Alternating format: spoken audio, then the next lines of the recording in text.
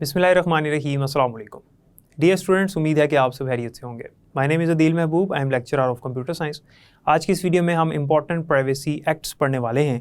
ये कुछ कवानीन हैं, कुछ एक्ट्स हैं जो कि बनाए गए हैं डाटा की प्रोटेक्शन के ख़िलाफ़। अगर कोई काम करता है तो उसके ऊपर ये एक्ट्स लागू होंगे और ये लेजिस्लेशंस हैं सारे के सारे, ये कवानीन हैं जिनको अगर कोई फॉलो ना करे तो फिर उनके ऊपर ये एक्ट्स लगते हैं। कौन से ईयर में कौन सा एक्ट बनाया गया वो भी हम पढ़ेंगे, और इसके अलावा लास्ट पे एक शॉर्ट सी डेफिनेशन है और बहुत इंपॉर्टेंट है जिसका नाम है द कॉपीराइट एक्ट, वो भी डिस्कस करेंगे। डियर स्टूडेंट्स, सबसे पहले तो हम कुछ इंपॉर्टेंट प्राइवेसी एक्ट्स देखेंगे। प्राइवेसी एक्ट्स क्या हैं? ये कुछ कवानीन हैं, ये कुछ आइन हैं जो कि हमारे लेजिस्लेशंस के मुताबिक बनाए गए हैं और ये लागू होते हैं और डिफरेंट अगर वायलेशंस की जाएँ डाटा प्रोटेक्शन की तो उनके ऊपर डिफरेंट ईयर्स में डिफरेंट डाटा प्रोटेक्शन के एक्ट्स बनाए गए। कुछ एक्ट्स जो हैं वो वीडियो प्राइवेसी के एक्ट्स हैं, कुछ कंप्यूटर मिसयूज़ के एक्ट हैं। यानी जिस तरह से लोग क्राइम्स करते गए, साइबर क्राइम करते गए, उस तरह साथ साथ एक्ट बनते चले गए। जब कंप्यूटर शुरू में नए नए बनाए गए थे तब किसी के तसव्वुर में भी नहीं था, वहमो गुमान में भी नहीं था कि कंप्यूटर का जो है वो गलत इस्तेमाल किया जा सकता है। लेकिन जैसे जैसे लोगों ने कंप्यूटर का गलत इस्तेमाल करना शुरू किया तो पता चलता गया कि कंप्यूटर जो है वो इस मकसद के लिए भी इस्तेमाल हो सकता है, कंप्यूटर का इस तरह से भी गलत इस्तेमाल किया जा सकता है। फिर उसके ऊपर एक्ट्स बनते चले गए, कवानीन बनते चले गए। अब अगर कोई बंदा ये काम करता है तो उसके ऊपर एक्ट लागू होता है और उसके फिर जुर्माना भी होगा और जो है पनिशमेंट भी होती है उसकी। तो सबसे पहले कुछ इंपॉर्टेंट प्राइवेसी एक्ट्स हम डिस्कस करते हैं, जिनमें सबसे पहले आता है 1980 प्राइवेसी प्रोटेक्शन एक्ट। 1980 यानी 1980 में सबसे पहला प्राइवेसी प्रोटेक्शन एक्ट बनाया गया था और इसमें ये कहा गया था, ये एक्ट जो है ये लागू होता है जर्नलिस्ट्स के ऊपर या न्यूज़ रूम्स के ऊपर। हमारे जो फेडरल गवर्नमेंट है, ये फेडरल गवर्नमेंट की तरफ से बनाया गया था और जो हमारी फेडरल गवर्नमेंट है इनकी तरफ से बनाया गया था कि ये अनअनाउंस्ड सर्चिस कोई भी बंदा प्रेस ऑफिस के अंदर नहीं कर सकता। प्रेस ऑफिस के अंदर कौन लोग होते हैं? जर्नलिस्ट होते हैं, जैसे मैंने पहले बताया। न्यूज़ रूम्स होते हैं, वहाँ पर अगर कोई बंदा है अदारे का बंदा, जर्नलिस्ट है वो अदारे का बंदा है, लेकिन वहाँ पर जाकर अगर वो किसी का डाटा जो है वो तलाश करता है, सर्च करता है, तो उसके ऊपर क्योंकि उसने बगैर अनाउंस किया, किसी को बताया नहीं, किसी की इजाज़त नहीं ली, अदारे की इजाज़त नहीं ली, प्रेस वालों से इजाज़त नहीं ली, रिटर्न उसके पास परमिशन होनी चाहिए। अगर ऐसा नहीं किया और वो किसी का डाटा वहाँ से ले लेता है तो फिर उसके ऊपर जो है वो एक एक्ट लागू होगा और वो होगा 1980 प्राइवेसी प्रोटेक्शन एक्ट का। अगर वो ऐसा करता है तो जाहिर सी बात है वो एक क्राइम कर रहा है, एक जुर्म कर रहा है। उसके बाद 1984 केबल कम्युनिकेशन पॉलिसी एक्ट आया। ये बड़ा डिटेल एक्ट है और ये केबल कम्युनिकेशन एक्ट है which restricts cable companies in the collection and sharing of information about their customers. जो केबल कंपनीज हैं वो अपने कस्टमर्स की इंफॉर्मेशन कलेक्ट करती हैं और वो इंफॉर्मेशन कलेक्ट करने के बाद अगर वो किसी के साथ शेयर कर देती हैं तो उनके ऊपर ये एक्ट लगेगा, उन कंपनीज के ऊपर, उन लोगों के ऊपर जो अपने कस्टमर्स का डाटा उनसे कलेक्ट करते हैं और उसके बाद उसको किसी के साथ शेयर कर देते हैं, डिस्क्लोज़ कर देते हैं उनकी इजाज़त के बगैर। जिनका डाटा उनसे इजाज़त नहीं ली, उनसे पूछा नहीं, उनको बताया कि भाई हम आपका डाटा इस मकसद के लिए ले रहे हैं और किसी और मकसद के लिए इस्तेमाल करना शुरू कर दिया, ऐसा भी हो सकता है, या किसी और के साथ शेयर कर दिया उनका पर्सनल डाटा, तो उसके ऊपर जो एक्ट लगेगा वो 1984 में जो बनाया गया था केबल कम्युनिकेशन पॉलिसी एक्ट, ये उसके ऊपर लगाया जाएगा। और इसके फिर आपको पता है, मैंने पहले भी बताया हुआ है कि इनमें जो है वो पनिशमेंट्स भी होती हैं और जुर्माने भी किए जाते हैं और फिर ये कंपनीज जो हैं वो कंपनसेशन भी अदा करती हैं। It was the first piece of legislation to regulate the use of information which is processed on computer.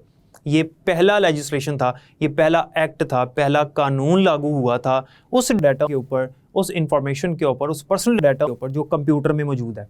इससे पहले जो 1980 था वो प्रेस ऑफिस के अंदर जो मैनुअल फाइल्स के अंदर डाटा पड़ा हुआ है, न्यूज़ रूम्स के अंदर डाटा मौजूद है, लोगों का, जर्नलिस्ट के पास मौजूद है और वो कंपनी से जाकर ले रहे हैं, प्रेस से ले रहे हैं, न्यूज़ चैनल्स के ऑफिसेज़ में जाकर ले रहे हैं फेडरल गवर्नमेंट के मुताबिक। तो वहाँ से जो है वो मैनुअल फाइल्स में से डाटा लिया जा रहा था। लेकिन ये पहला लेजिस्लेशन था, ये पहला कानून था जो कि लागू हुआ था उस डाटे के ऊपर जो कि कंप्यूटर में प्रोसेस हो रहा है। क्योंकि ये जो केबल वाले हमसे डाटा लेते हैं, केबल कंपनीज़ हैं, ये हमसे डाटा लेने के बाद कंप्यूटर में एंटर करती हैं या फिर ऑनलाइन भी हमसे फॉर्म फिल करवाते हैं, तो ये डाटा मुकम्मल तौर पे कंप्यूटर में ही प्रोसेस होता है। अब इसके अंदर कुछ प्रिंसिपल्स हैं, इसके कुछ असूल हैं और इन असूलों की अगर खिलाफ वर्जी होती है, इनमें से किसी एक असूल की भी खिलाफ वर्जी हो गई तो फिर ये वाला एक्ट उसके ऊपर लगेगा। और ये एग्जैक्टली 8 प्रिंसिपल्स हैं। इनमें सबसे पहले ये है, the information to be contained in personal data shall be obtained and the data shall be processed fairly and lawfully. जो इन्फॉर्मेशन कंपनी जो है वो ले रही है, पर्सनल डाटा को कलेक्ट कर रही है, वो जो डाटा है वो प्रोसेस होना चाहिए फेयरली और लॉफुली। वो बहुत एहसन अंदाज से, बहुत अच्छे अंदाज से प्रोसेस होना चाहिए और लॉफुली प्रोसेस होना चाहिए। कानून के दायरे से हट कर, कानून के दायरे के बाहर जाकर उसका इस्तेमाल नहीं होना चाहिए, और उसका जो इस्तेमाल है वो बड़ा फेयरली होना चाहिए। जिस मकसद के लिए लिया गया उसी मकसद के लिए, और एक सादा सा उसका इस्तेमाल होना चाहिए। जिस लिए कलेक्शन की है उसी के लिए उसको इस्तेमाल किया जाए। और नंबर 2 जो इसका सेकंड प्रिंसिपल है कि वो ये है कि personal data shall be held only for one or more specified and lawful purposes. Personal data जो लिया जा रहा है वो सिर्फ एक या दो मकासद जो उसको बताए हुए हैं, एक या दो मकासद के लिए जो है वो लिया जाए, और उन्हीं मकासद के लिए उसको इस्तेमाल भी किया जाए, और लॉफुली यानी कवानीन के दायरे में रहते हुए कवानीन के मुताबिक उसको प्रोसेस किया जाए। Personal data shall be held only for one or more specified and lawful purposes, कि पर्सनल डाटा जो लिया जा रहा है वो सिर्फ और सिर्फ एक या दो मकासद के लिए, जैसे कि हमने पहले पढ़ा, और जो मकसद उसको बताया हुआ है, जो भी मकासद उसको कस्टमर को या क्लाइंट को बताए हुए हैं, उनसे हटकर कोई भी काम नहीं करना। मिसाल के तौर पे कॉलेज वाले स्टूडेंट्स का डाटा लेते हैं, ठीक है। वैसे ये एक्ट जो है ये तो केबल कंपनी का है, लेकिन मैं आपको एक एग्जांपल देने लगा हूँ कि जो मकासद हैं वो कौन से हैं और उनसे हट के कैसे इस्तेमाल किया जा सकता है। एक कॉलेज है, वो स्टूडेंट से डाटा लेता है और बताता है कि भाई आपकी जो प्रीवियस रिकॉर्ड है, आपका जो एजुकेशनल बैकग्राउंड है और आपका एड्रेस वगैरह वो हम इसलिए ले रहे हैं क्योंकि हमने बोर्ड में सबमिट करवाना है, ये बता देते हैं। लेकिन बाद में वो किसी और मार्केटिंग कंपनी के साथ उसको शेयर कर देते हैं, तो ये कानून के दायरे से बाहर की बात है, ये लॉफुल पर्पस नहीं था, ठीक है। कानून तो ये था कि जिस मकसद के लिए लिया है सिर्फ उस मकसद के लिए इस्तेमाल करते, तो ये चीज़ भी आपने मद्देनज़र रखनी है। नेक्स्ट है personal data held for any purpose shall not be used or disclosed in any manner incompatible with that purpose। जो पर्सनल डाटा लिया जा रहा है वो डिस्क्लोज नहीं होना चाहिए किसी के साथ, यानी किसी को जाहिर ना हो जाए, यानी पब्लिक ना कर दिया जाए वो डाटा। वो कंपनी के पास है तो कंपनी के प्रेमिसेस में ही रहना चाहिए, और किसी भी मैनर में इनकम्पैटिबल नहीं होना चाहिए विद दैट पर्पस, यानी वो जिस मकसद के लिए लिया है सिर्फ उसके साथ कंपैटिबल होना चाहिए। जो मकसद बताया है उस मकसद के मुताबिक ही डाटा होना चाहिए। अब बोर्ड वालों को डाटा देना है कॉलेज वालों ने, और वो डाटा ले रहे हैं, आपके बहन भाइयों का नाम भी आपसे कलेक्ट कर रहे हैं, ये इनकम्पैटिबल है, ये डाटा जो है वो इनकम्पैटिबल है, ये रेलेवेंट भी नहीं है, ठीक है। तो रेलेवेंट डाटा लेना है, इररेलेवेंट नहीं लेना। तो ये भी एक कानून है, 8 प्रिंसिपल्स जो हम पढ़ रहे हैं उनमें, और खैर ये एक्ट तो लागू हो रहा है केबल कम्युनिकेशन कंपनीज के ऊपर। तो एग्जांपल के तौर पे आपको बता रहा हूँ ताकि आपको समझ आ सके। उसके बाद वो कहता है कि personal data held for any purpose shall be adequate, relevant and not excessive in relation to that purpose. Personal data जो लिया जा रहा है वो मुनासिब होना चाहिए, रेलेवेंट होना चाहिए, जो बात मैंने अभी आपसे की, और उस पर्पस से हट कर किसी मज़ीद किसी इजाफी मकसद के लिए इस्तेमाल ना किया जाए। वही बात सुने, इसी पॉइंट को जो है वो दूसरे अंदाज में बताया हुआ है। Personal data shall be accurate and where necessary kept to update. ये अगला प्रिंसिपल है कि पर्सनल डाटा जो है वो अप टू डेट होना चाहिए। ये बात मैंने आपको लास्ट लेक्चर में भी बताई थी कि अगर किसी कस्टमर का, किसी क्लाइंट का डाटा हमारे पास मौजूद है तो वो अप टू डेट होना चाहिए। उसका एड्रेस अपडेट हो गया है, उसका फ़ोन नंबर चेंज हो गया है, तो उसका फ़ोन नंबर या उसका एड्रेस वगैरह जो है वो साथ साथ अपडेट होना चाहिए। तो ये एक प्रिंसिपल है। अगर अप टू डेट नहीं है, आउटडेटेड डाटा मौजूद है, तो ये बिल्कुल सरासर गलत है। वो जैसे मैंने आपको बैंक्स की भी एग्जांपल दी थी लास्ट लेक्चर में। तो बेसिकली पर्सनल डाटा जो है वो दुरुस्त होना चाहिए, और जहां ज़रूरत पड़े उसको अपडेट करना चाहिए। Personal data up to date होना चाहिए। नेक्स्ट प्रिंसिपल है कि पर्सनल डाटा जो है वो जब तक ज़रूरत है तब तक अपने पास होना चाहिए, उससे ज़्यादा मज़ीद टाइम के लिए कंपनी के पास मौजूद ना हो। यानी कंपनी ने जब तक उसका इस्तेमाल था, लॉफुल पर्पस के लिए उसको इस्तेमाल किया, जब अब उसका मकसद ख़त्म हो गया, अब कंपनी को चाहिए उसको मज़ीद प्रोसेस ना करे, उसको डिलीट कर दे। ये कंपनी की जिम्मेदारी है, ये भी एक प्रिंसिपल है। और अगर केबल कम्युनिकेशन कंपनी जो है वो ऐसा नहीं करती तो फिर उसके ऊपर ये एक्ट लगेगा जो कि 1984 का है। नेक्स्ट है an individual shall be entitled eight reasonable intervals and without undue delay और एक्सपेंस। जब अपडेट करना है या उसके डाटा में कोई चेंजिंग करनी है तो जो इंडिविजुअल है, जो कस्टमर है, उसको अपडेट करना चाहिए, उसको बताना चाहिए, ठीक है, उसको बताना चाहिए और उसके इल्म में लेकर आना चाहिए। और रीज़नेबल इंटरवल्स यानी जो रीज़नेबल टाइम इंटरवल्स हैं, जो वक्फ़े हैं, वक्फ़े के साथ उसके साथ राब्ते में भी रहना चाहिए ताकि उससे पूछा जा सके और उसको बताया भी जा सके कि उसके डाटा में क्या चेंज की जा रही है, या उससे पूछा जा सके कि इसमें क्या चेंज करना है।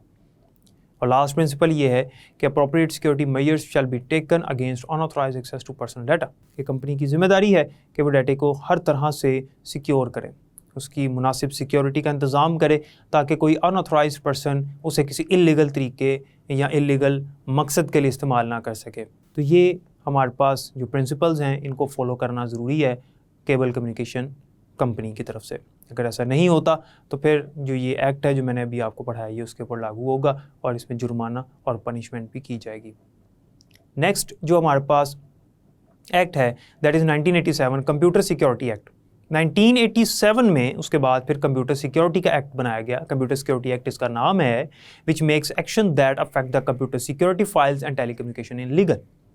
ये किसके ऊपर अप्लाई होता है? कंप्यूटर की जो सिक्योरिटी फाइल्स हैं उनके ऊपर, कि उसका गलत इस्तेमाल ना किया जाए, एंड टेलीकम्युनिकेशन इलीगल, और किसी के साथ भी टेलीकम्युनिकेशन इलीगल तरीके से ना की जाए, इलीगल टेलीकम्युनिकेशन ना की जाए। और नेक्स्ट हमारे पास आता है 1988 वीडियो प्राइवेसी प्रोटेक्शन एक्ट। 1988 में, यानी जो लास्ट एक्ट हमने पढ़ा कंप्यूटर सिक्योरिटी एक्ट का, उसके ठीक 1 साल के बाद एक और कानून बना 1988 वीडियो प्राइवेसी प्रोटेक्शन एक्ट, जिसमें रिटेलर्स को प्रिवेंट किया गया, रिटेलर्स को मना किया गया कि वो किसी भी पर्सन्स की वीडियो जो है वो किसी के साथ डिस्क्लोज ना करें बगैर किसी कोर्ट के ऑर्डर के, विदाउट कोर्ट्स ऑर्डर।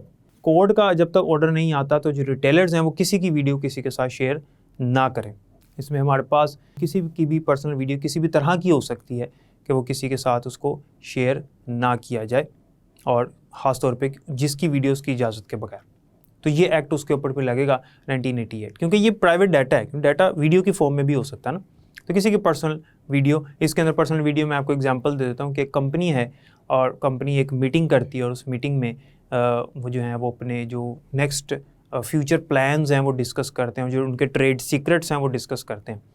तो वहाँ पे जो कैमरा मौजूद है वो उस वीडियो को कैप्चर कर लेता है, तो कंपनी का ही बंदा उनकी वीडियो उनके कंपेटिटर के साथ शेयर कर देता है। तो जो कंपेटिटर है उसको पता चल जाएगा कि इनके फ्यूचर प्लान्स क्या हैं, और उनको जो उस कंपनी के ट्रेड सीक्रेट्स पता चल जाएंगे कि कंपनी जो है वो किस तरह से ग्रो कर रही है। तो इससे कंपनी का नुकसान होगा, ठीक है। तो ये भी इसके अंदर लागू होता। लेकिन इस एक्ट से पहले matching and video privacy act बनाया गया था, और ये भी वीडियो के मुतल्लिक ही था, लेकिन इसके अंदर किसी की वीडियो को शेयर करना नहीं था उसकी इजाज़त के बगैर। लेकिन ये मैचिंग वाला एक्ट था इसके अंदर वीडियो के ऊपर, कि वीडियोस जो हैं वो किसी की वीडियो जैसी अपनी वीडियो ना हो, मैचिंग ना हो। जैसे यूट्यूब के ऊपर अगर कोई बंदा अपनी वीडियो बनाता है तो उसी की वीडियो को कॉपी करके आगे जो है वो अपने चैनल पर अपलोड कर दी जाए, या सीडीज़ के ऊपर राइट करके अगर किसी ने मूवी बनाई है तो उसकी मूवी की कॉपी करके बेचना शुरू कर दिया। तो अगर मैचिंग कर रही है, दोनों की वीडियो मैच कर रही है, तो फिर जो है वो जिसकी ओरिजिनल वीडियो है वो उसके ऊपर केस कर सकता है, और उसके ऊपर ये वाला लॉ लगेगा, मैचिंग वीडियो प्राइवेसी एक्ट वाला। ये जो लॉ है मैचिंग वाला, ये आज इतना ज़्यादा इसके ऊपर इतना ज़्यादा ख़ास तौर पे अमल नहीं किया जा रहा। इसके अंदर फिर भी थोड़ी बहुत मैचिंग आई जाती है। 100% जो है वो ये लॉ नहीं है कि ऐसा नहीं है बिल्कुल ही वीडियो डिफरेंट हो, थोड़ी बहुत मैचिंग इसके अंदर फिर भी की जा सकती है, थोड़ी बहुत वीडियोस मैच फिर भी हो सकती हैं। तो इतना थोड़ा बहुत चांस ज़रूर होता है, थोड़ा बहुत इसके अंदर उन्होंने फ्लेक्सिबिलिटी दी हुई है। नेक्स्ट है हमारे पास कंप्यूटर मिसयूज़ एक्ट 1990 में कंप्यूटर मिसयूज़ एक्ट बनाया गया, और इसमें ये कहा गया कि कंप्यूटर का गलत इस्तेमाल नहीं करना, कंप्यूटर को मिसयूज़ नहीं करना। The computer misuse act 1990 to make provision for securing computer material against unauthorised access और मॉडिफिकेशन। जो कंप्यूटर का मटीरियल है उसकी अनऑथराइज्ड एक्सेस नहीं होनी चाहिए, कोई गलत बंदा उसको एक्सेस ना करे, उस तक रसाई हासिल ना करे, या उसको चेंज ना करे। गलत से मुराद है अनऑथराइज्ड पर्सन। अनऑथराइज्ड पर्सन जो है उसको चेंज ना करे, उसको मॉडिफाई ना करे। और याद रखिएगा कि कंप्यूटर मिसयूज़ एक्ट जो है ये हैकर्स के ऊपर भी अप्लाई होता है, क्योंकि हैकर्स जो हैं वो अपने ही कंप्यूटर का गलत इस्तेमाल कर रहे होते हैं, अपने ही कंप्यूटर का गलत इस्तेमाल कर रहे होते हैं, और इसके अंदर अनऑथराइज्ड एक्सेस से भी बचा जाता है। अब इसमें यह है कि चूँकि वक्त के साथ बड़ी स्पीड से टेक्नोलॉजी जो है वो इम्प्रूव कर रही है, तो अब हर किसी के पास मोबाइल कंप्यूटर वगैरह मौजूद हैं। तो पर्सनल डाटा जो है वो अगर किसी के पास किसी का पड़ा हुआ है तो उसका मिसयूज़ नहीं करना। अगर पर्सनल डाटा किसी के पास पड़ा हुआ है और जिस मकसद के लिए लिया हुआ है उस मकसद से हटकर भी उसको इस्तेमाल नहीं करना। और पर्सनल डाटा अगर किसी के कंप्यूटर में मौजूद है, किसी कंपनी के कंप्यूटर में मौजूद है, किसी इंडिविजुअल का, तो जिस मकसद के लिए लिया है सिर्फ उस दायरे में रहते हुए उसी मकसद के लिए, लॉफुल पर्पज़ के लिए उसको इस्तेमाल किया जा सके। जैसे कि यहाँ पर हमारे पास जो कंप्यूटर मिसयूज़ एक्ट 1990 वाला, ये मैंने आपको बताया कि हैकिंग जो लोग करते हैं उनके ऊपर भी अप्लाई होता है। However, with the development in technology, the issue has become more serious and hence legislation was introduced to recognize 3 key offenses. Technology चूँकि इम्प्रूव होती चली जा रही है तो फिर 3 की ऑफेंसेस हमारे पास आते हैं जो कि इसके अंदर लागू होते हैं। वो कौन कौन से हैं, मतलब ये 3 जुराइम इसके अंदर फिर आएंगे। वो कौन कौन से हैं कि the unauthorised access to computer material, अगर कोई बंदा किसी कंप्यूटर के मटेरियल को, कंप्यूटर मटेरियल फॉर एग्जांपल कोई स्टोरेज डिवाइस हो सकती है जिसके अंदर पर्सनल डाटा पड़ा हुआ है, उसको अनऑथराइज तरीके से एक्सेस करने की कोशिश करता है तो ये भी एक जुर्म है और उसके ऊपर यही वाला 1990 का एक्ट लगेगा। Unauthorised access with intent to commit commission और फर्दर ऑफेंसेस, उसका गलत इस्तेमाल इस तरह से किया जाए कि उसे कोई कमीशन हासिल करने के लिए वो कर रहा है, उसे फ़ायदा क्या ले रहा है कि वो जिसका डाटा है उसका उससे वो डाटा लेकर उसे कोई कमीशन हासिल करने के लिए कर रहा है, तो ये भी उसके ऊपर एक्ट लगेगा कंप्यूटर का, क्योंकि मिसयूज़ कर रहा है वो, ठीक है, क्योंकि डाटा कंप्यूटर में था। और नंबर 3 पे है unauthorised modification of computer material, computer के डाटा वगैरह की अनऑथराइज तरीके से कोई अनऑथराइज बंदा किसी ऑथराइज बंदे की इजाज़त के बगैर उसकी मॉडिफिकेशन कर देता है, यानी उसको तब्दील करने की कोशिश करता। तो ये 3 की ऑफेंसेस हैं जो कि अगर ऐसे किया जाए तो इन 3 की ऑफेंसेस के बुनियाद पे जो है वो 1990 का कंप्यूटर मिसयूज़ एक्ट उसके ऊपर फिर लगाया जाएगा और ये भी एक पनिशेबल क्राइम है।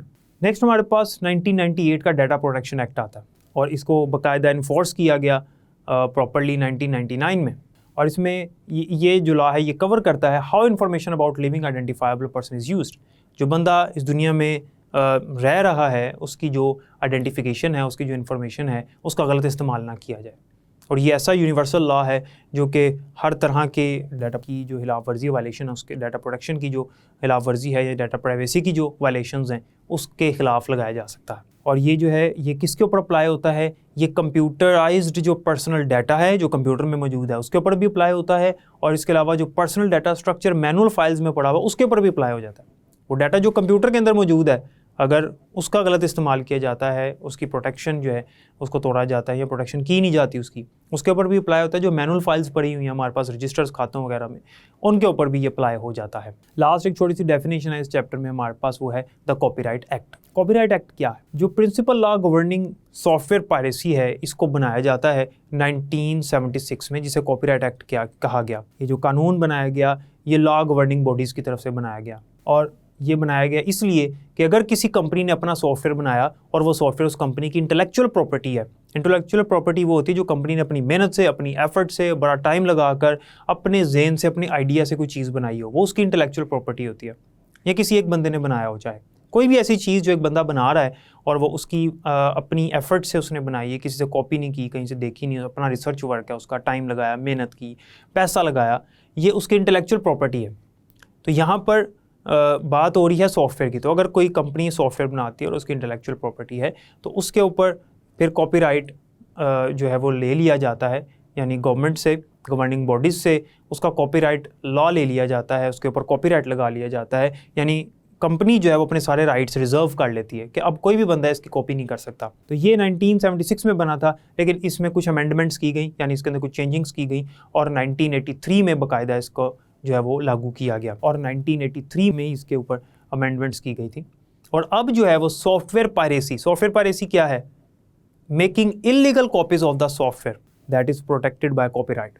ऐसा सॉफ्टवेयर जिसका कॉपीराइट लिया हुआ कंपनी ने और उसकी इलीगल कॉपीज बनाना शुरू कर दी जाए कंपनी की इजाज़त के बगैर, इस अमल को कहते हैं सॉफ्टवेयर पायरेसी, और उसके ऊपर फिर ये कॉपीराइट एक्ट लगेगा। ये जो कॉपीराइट एक्ट है ये आज के दौर में ये पनिशेबल क्राइम है, इसके ऊपर सज़ा है, उसके ऊपर कंपनसेशन है, जुर्माना भी आयद होता है। जैसे उसने कहा ना कि now software piracy is believe to be a punishable crime involving huge amount of penalties. वो बड़ी अमाउंट में, एक लार्ज अमाउंट में पेनल्टीज़ पड़ सकते हैं, उसको जुर्माने पड़ सकते हैं। तो इसलिए कंपनी की इजाज़त के बगैर अगर कॉपीज़ बनाई जाएँ तो ये कहलाएगा, ये अमल क्या कहलाएगा? सॉफ्टवेयर पायरेसी, और उसके ऊपर जो एक्ट लगेगा वो होगा तो कॉपीराइट एक्ट। तो उम्मीद है कि यहाँ तक आपको समझ आ गई होगी। डियर स्टूडेंट्स, तो जैसा कि आपने देखा कि वो कौन कौन से एक्ट्स हैं जो कि बनाए गए हैं, और ये डिफरेंट कंट्रीज़ में, मोस्टली कंट्रीज़ में ये एक्ट्स लागू होते हैं। जब भी कोई बंदा डाटे को इलीगल एक्सेस करता है, इलीगल तरीके से एक्सेस करता है, अनऑथराइज पर्सन एक्सेस करता है, या जो मैंने अभी आपको कवानीन बताए हैं इन कवानीन की खिलाफ वर्जी करता है, तो उनके ऊपर कौन से एक्ट लगाए जा सकते हैं वो हमने यहाँ पर डिस्कस किया। उम्मीद है कि आज के लेक्चर की आपको समझ आ गई होगी। चैप्टर नंबर 6 हमारा कंप्लीट हो गया है। बाकी इंशाल्लाह इसकी एक्सरसाइज हम नेक्स्ट लेक्चर में करेंगे। तब तक के लिए मुझे इजाज़त दें, अपना ख्याल रखिएगा। अल्लाह हाफ़िज़।